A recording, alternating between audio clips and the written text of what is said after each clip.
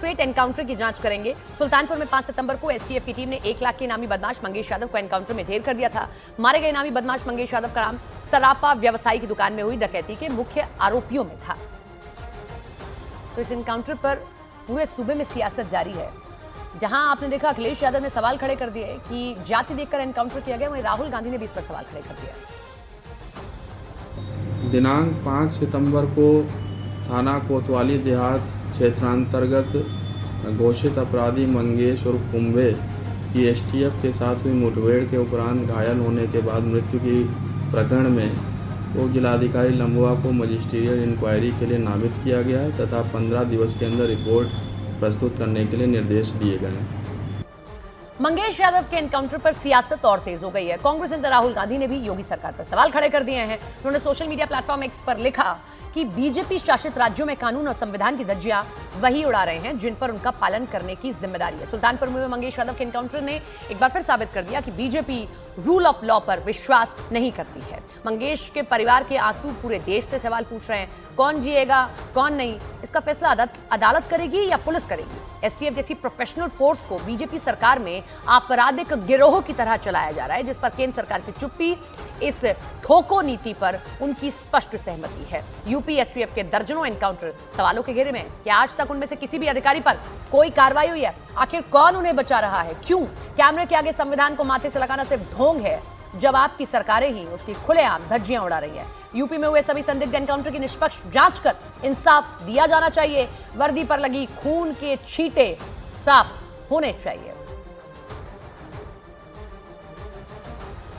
इधर बीजेपी भी अखिलेश यादव के बयान को लेकर हमलावर है। जहां योगी सरकार में मंत्री नंदगोपाल नंदी ने अखिलेश पर निशाना साधा, तो वहीं यूपी बीजेपी अध्यक्ष भूपेंद्र सिंह चौधरी, जिन्होंने समाजवादी पार्टी पर बदमाशों को संरक्षण देने का आरोप लगाया। ये नारा लगता था, जिस गाड़ी में सपा का झंडा समझो उसमें बैठा गुंडा। तो समाजवादी पार्टी की सरकार में कैसे एक सड़क का 100 करोड़ का है तो उस पर दबाव बना के डीपीआर 200 करोड़ का बना करके 100 करोड़ पार्टी फंड ले लें और 100 करोड़ में सड़क बन जाए, कुछ कार्यकर्ता कमा लें। नौकरी में बोलियां लगती थी, पूरे यादव भी पूरे उत्तर प्रदेश के कुछ नहीं थे, कुछ ही जिलों के जो यादव थे उनको छूट थी और गैर जिले के थे उनको भी बेचारों को पैसा देना पड़ता। हमारी सरकार योगी जी के नेतृत्व में अपराध के सामूल नष्ट के लिए आगे बढ़ रही है और पिछले 7 वर्षों में जिस प्रकार का ट्रैक रिकॉर्ड है माननीय योगी जी के नेतृत्व में सरकार का, उसमें उत्तर प्रदेश में अपराध और अपराधियों के खिलाफ कठोरतम कार्रवाई की गई। पुरानी सरकारें जिस प्रकार से वोट बैंक के नाम पर अधिकारियों का संरक्षण अपराधियों का संरक्षण करती थी, हमारी सरकार बगैर किसी भेदभाव के जो भी दोषी हैं, जो अपराधी हैं, जिन्होंने अनैतिक काम में जिनकी संलिप्तता पाई गई है, सरकार कार्रवाई कर रही है। सूबे में भारतीय जनता पार्टी की एक सहयोगी पार्टी यानी कि एनडीए के एक घटक दल ओम प्रकाश राजभर की पार्टी ने भी अखिलेश यादव पर करारा हमला बोला। ओम प्रकाश यादव ने यह हमला बोला है, तो वहीं संजय निषाद ने भी अखिलेश यादव और उनकी पार्टी को गुंडों और अपराधियों का हितैषी बताया है। अगर पुलिस के ऊपर फायरिंग हो रही हो, वो आधार कार्ड मांगने जाए कि तुम किस जाति को हम गोली चलावें कि न चलावें, या पुलिस अपनी सुरक्षा के लिए फूलों की वर्षा करेगी कि वो भी अपनी रक्षा के लिए वो भी गोली चलाएगी, तो उस गोली चलाने में कौन मरता है? ये बात अगर मैं बोलूं तो कड़वी लगती है। अखिलेश जी को सिर्फ यादव मरता है तो बोली आती है, लेकिन जो मुसलमान उनको 20% वोट देता है, कितने मुसलमानों का जो अपराधी प्रवृत्ति के उनके इनकाउंटर होते हैं, तो उस पर तो अखिलेश जी नहीं बोलते हैं कि उनके समय ऐसा होगा। 7 जून 2015 को हम लोग रेल ट्रैक एक आंदोलन किया था और उसमें मेरा एक निषाद मारा गया था और पुलिस ने सीधे गोली मारी थी और 302 का मुलजिम हम लोगों पर लगाया गया। तो क्या वो हम लोगों की जाति उनकी सरकार में नहीं थी, आदमी नहीं थे हम लोग? आज के दिन में ऐसे बहुत हैं। हमारे कहने का मतलब है कि हमको लगता है कि जिस तरीके से जो पुलिस अपनी रक्षा में जो भी कुछ कर सकती है वो करेगी, और जो अपराधी हैं तो अपराधी की कोई जाति नहीं होती है, वो अपराधी होता है। इसलिए हमेशा आदमी को राजनीति में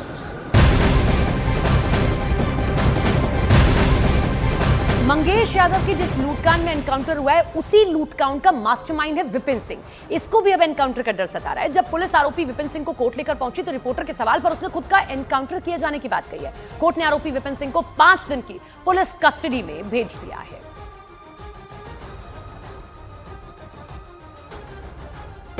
क्या कहना चाहेंगे? कुछ कहना चाहेंगे?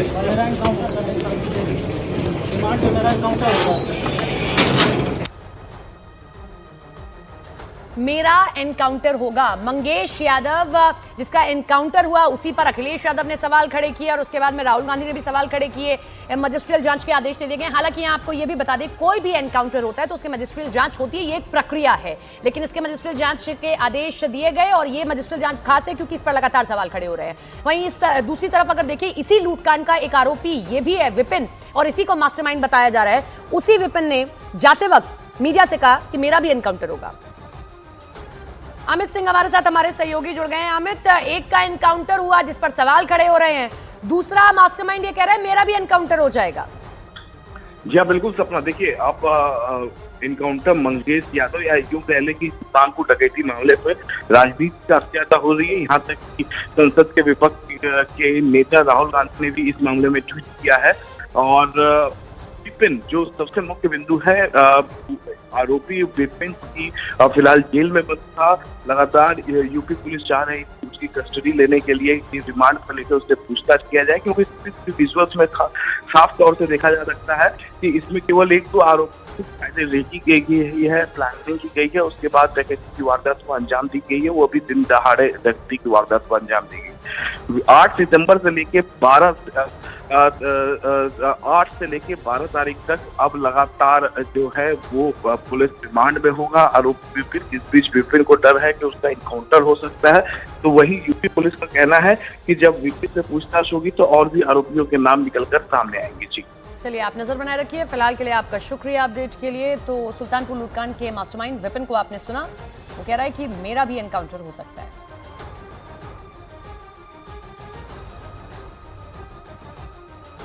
आपको याद होगा कि हाल ही में आगरा उदयपुर के बीच शुरू हुई वंदे भारत एक्सप्रेस में है, और इसी भारत एक्सप्रेस में आगरा रेल मंडल और कोटा रेल मंडल के लोको पायलट समेत कर्मचारियों में विवाद के बाद मारपीट का वीडियो सामने आया। वीडियो कोटा रेलवे स्टेशन का बताया गया। आगरा में वंदे भारत ट्रेन को उदयपुर लेकर जा रहे लोको पायलट और सह लोको पायलट और गार्ड से मारपीट की गई।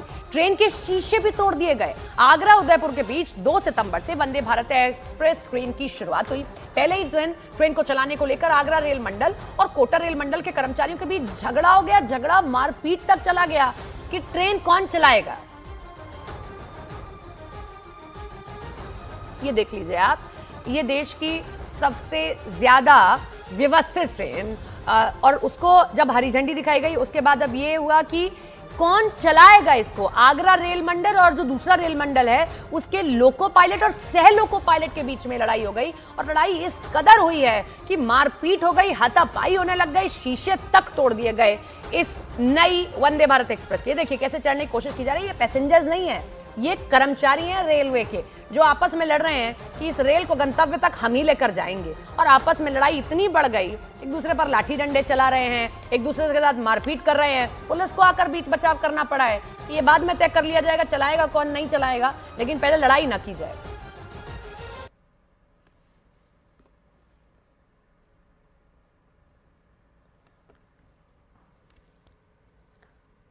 तो ये तस्वीर देखिए, ये खबर सुनने में आपको अजीब लग सकती है, लेकिन हैरान करने वाली खबर है कि एक ट्रेन को लेकर 2 कर्मचारी क्या ऐसे लड़ सकते हैं कि ये ट्रेन कौन चलाएगा।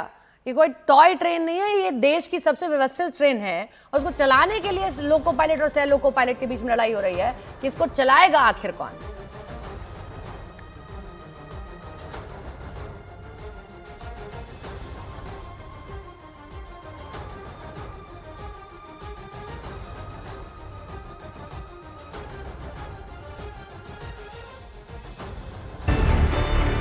न्यूज़ 18 इंडिया चौपाल, एक ऐसा मंच जहां जब जब बात निकलेगी तो सिर्फ दूर तक नहीं बल्कि दुनिया के कोने कोने में जाएगी, क्योंकि इस बार बात होगी भारत के वैश्विक महाशक्ति बनने के लक्ष्य पर। सरकार, समाज, सेलिब्रिटी और स्पोर्ट्स स्टार्स के साथ न्यूज़ 18 इंडिया चौपाल। देखिए सिर्फ न्यूज़ 18 इंडिया पर।